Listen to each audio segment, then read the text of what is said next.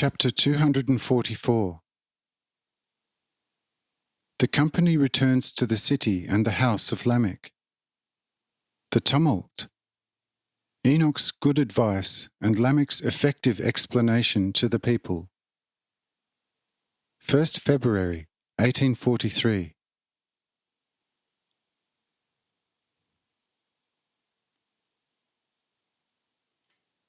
After this speech by Enoch, all those present, namely Lamech, Tubal-Cain, Murah, Curel, the 7 messengers, and thus also Enoch, left the extensive precinct and proceeded to the city, and there to the house of Lamech.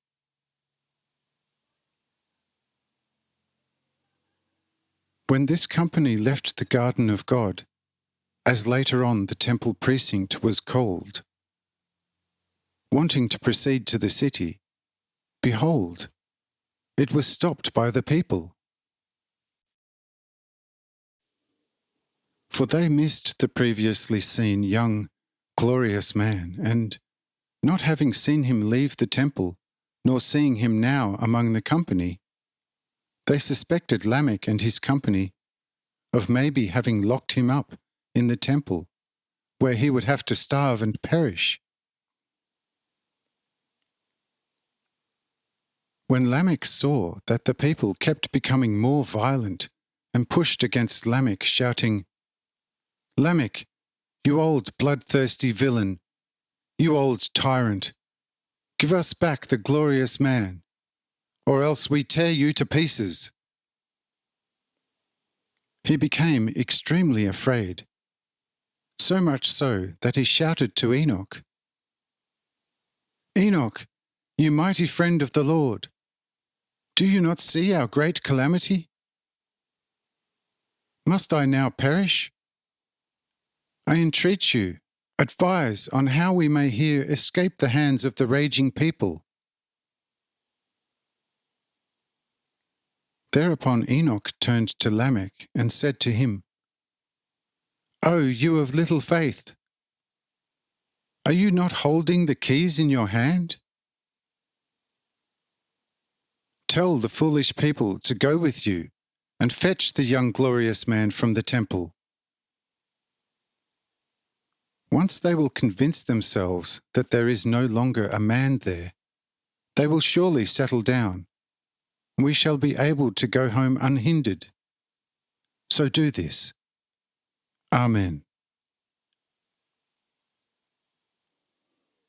Here Lamech again took courage and said to the main bowlers, "Listen, the young glorious man by no means allows himself to be locked up by us, for he is an almighty, sole Lord.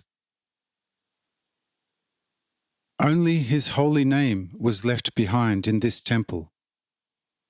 He, however, much to our regret, became invisible as soon as he had revealed his holy will to us, and then most miraculously blessed the altar and the entire temple. This has in truth happened, and the mighty living cherubs on light clouds at both sides of the altar, on which the most holy name of the glorious man rests, bear witness to it, as does the luminous great cloud above the altar. If you do not want to believe my words, here are the keys. Take them and go there.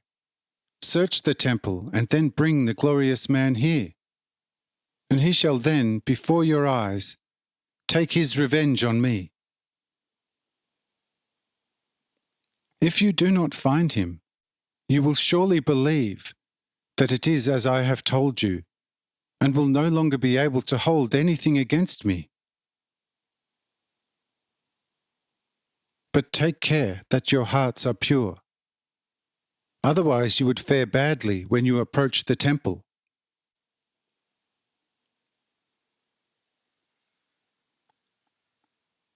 When the bawlers had heard this from Lamech, they began to be mightily taken aback, and none had the courage to touch the key, nor did any of them know how to counter Lamech.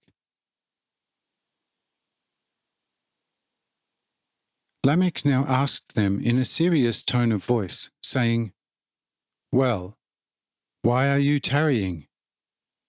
Is it not enough proof that I allow you the right to search?" Here the bawlers retreated and said, "Now we believe that it is as you told us. Do forgive us our coarse forwardness, for that young man captured our hearts." And Lamech answered the speaker, "But I tell you also, do remain always in this active mood for the young man, and you will be on the right road. For this man is God from eternity. He is the God of Pharak." Here all the people recoiled, and our company proceeded, as previously shown, unhindered to the city, and thus into the house of Lamech.